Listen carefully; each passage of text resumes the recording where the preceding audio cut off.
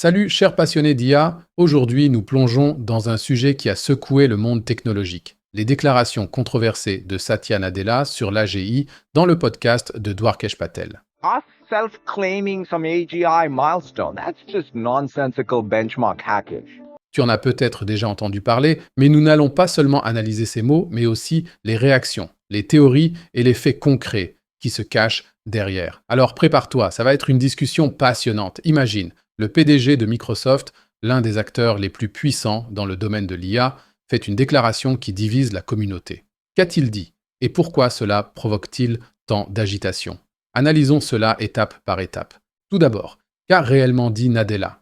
Dans le podcast, il a rejeté les jalons de l'AGI comme un piratage de références sans importance. Oui, tu as bien entendu. Il trouve que tous ces jalons, que le monde de l'IA célèbre tant, sont en quelque sorte surévalués. Au lieu de cela, il affirme que le véritable succès de l'IA devrait être mesuré par la façon dont elle stimule la croissance économique mondiale. Son objectif? Une ambitieuse croissance de 10% par an. C'est vraiment remarquable quand tu considères que les pays développés se situent actuellement autour de 2%, souvent même à zéro si tu exclus l'inflation. Nadella établit ici une comparaison avec la révolution industrielle et pense que l'IA pourrait avoir un effet transformateur similaire, mais seulement si elle est utilisée de manière pratique, comme des outils tels que l'email ou Excel qui ont transformé le monde. Il croit que l'IA ne profitera pas seulement aux entreprises technologiques, mais surtout aux entreprises qui l'utilisent pour augmenter considérablement leur productivité. Mais comment la communauté réagit-elle? Les réactions sont très diverses. Sur X, Tectonic Depod a salué l'accent mis par Nadella sur les effets économiques réels et a rejeté le battage médiatique autour de l'AGI comme insensé. Cela semble soutenir l'approche pragmatique, non? Mais sur Reddit, en particulier dans R Singularity, il y a des critiques évidentes. On y dit que Nadella élude et ignore le fait que l'AGI concerne en réalité l'intelligence généralisable, c'est-à-dire des systèmes qui dépassent les capacités cognitives humaines. Il y a deux camps. Certains trouvent son réalisme convaincant, surtout pour rassurer les investisseurs, tandis que d'autres craignent que l'accent mis sur l'économie ne sape les grands objectifs à long terme de la recherche en IA. Qu'en penses-tu jusqu'à présent? Nadella est-il un visionnaire ou joue-t-il la sécurité? Examinons les faits. Les études montrent que l'intelligence artificielle peut réellement avoir un impact significatif sur la croissance économique. PwC affirme que l'IA pourrait contribuer jusqu'à 15,7 billions de dollars à l'économie mondiale d'ici 2030. McKinsey va encore plus loin avec 13 billions supplémentaires d'ici 2030, ce qui représenterait 1,2% de croissance annuelle supplémentaire. Cela soutient l'idée de Nadella selon laquelle l'IA peut stimuler l'économie, même si 10% est une attente très élevée.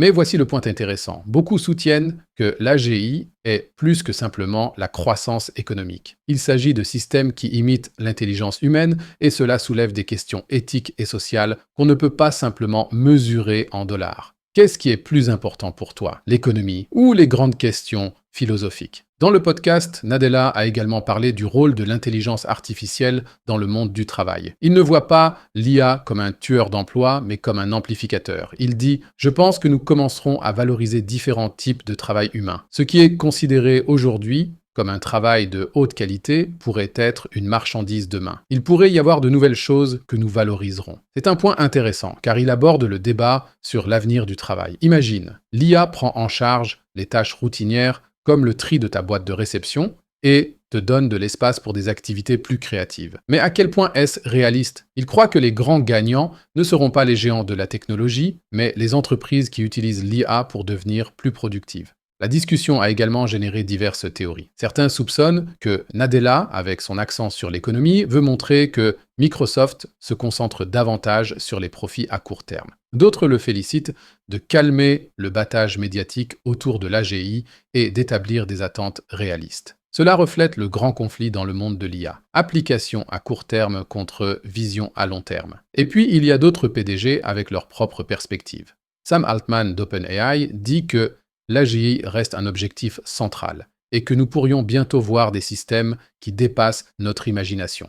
Demis Hassabis de DeepMind, en revanche, pense que l'AGI est encore à environ 10 ans et que nous avons encore besoin de quelques percées. Ces différentes visions montrent à quel point les opinions divergent fortement dans l'industrie. Qu'est-ce que tout cela signifie pour l'avenir? Nadella souligne que nous devons également tenir compte des conséquences éthiques et sociales de l'AGI. Il dit que la société ne permettra pas que les systèmes d'IA échappent à tout contrôle. La confiance et les cadres juridiques sont cruciaux pour lui afin que l'intelligence artificielle soit utilisée de manière responsable. C'est très important, car l'AGI apporte non seulement des défis techniques, mais aussi sociétaux. Un point qu'il mentionne souvent est l'alignement. Comment nous assurons que l'IA correspond aux valeurs humaines? Microsoft investit intensivement dans la recherche ici, car c'est crucial lorsque nous parlons de systèmes potentiellement super intelligents.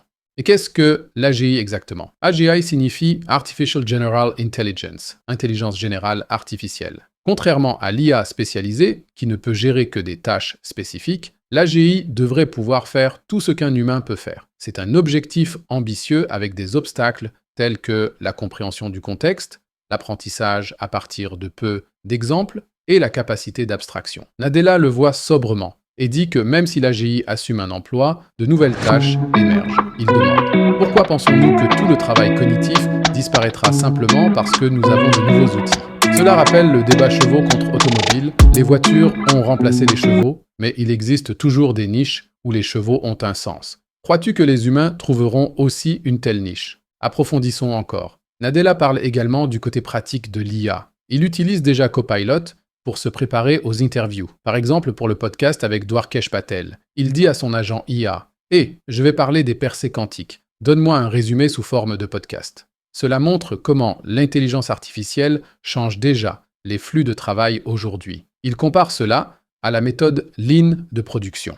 L'IA pourrait rendre le travail intellectuel plus efficace en réduisant les étapes inutiles et en créant de la valeur ajoutée. Mais il admet que la gestion du changement est un défi. À quelle vitesse les entreprises et les personnes peuvent-elles s'adapter? Un autre point est l'infrastructure. Nadella dit que l'expansion massive des centres de données pourrait un jour devenir excessive, similaire au chemin de fer ou au boom des dot-com. Il se réjouit déjà de pouvoir louer des capacités à bas prix en 2027 ou 2028, car les prix baisseront. Cela se rattache au paradoxe de Jevons. Quand l'intelligence devient moins chère, la demande augmente. Il a commenté cela après la sortie de DeepSeek. Des tokens moins chers pourraient considérablement augmenter l'utilisation, en particulier dans des domaines comme la santé dans le sud global. Qu'en penses-tu? Une IA plus abordable va-t-elle vraiment changer le monde? Pour terminer, jetons un coup d'œil au partenariat de Microsoft avec OpenAI. Nadella a investi dans OpenAI dès 2019, bien avant Copilot. Il dit que la valeur ne réside pas seulement dans la construction du modèle,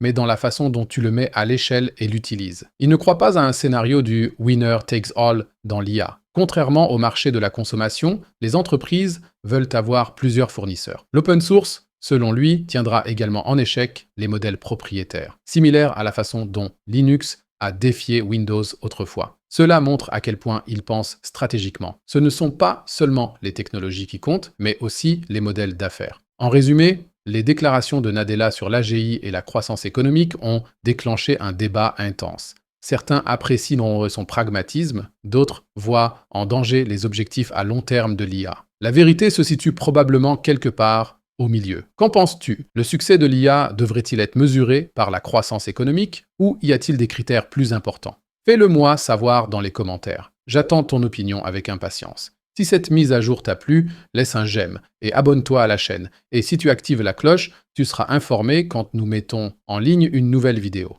J'espère te revoir la prochaine fois. D'ici là, reste authentique.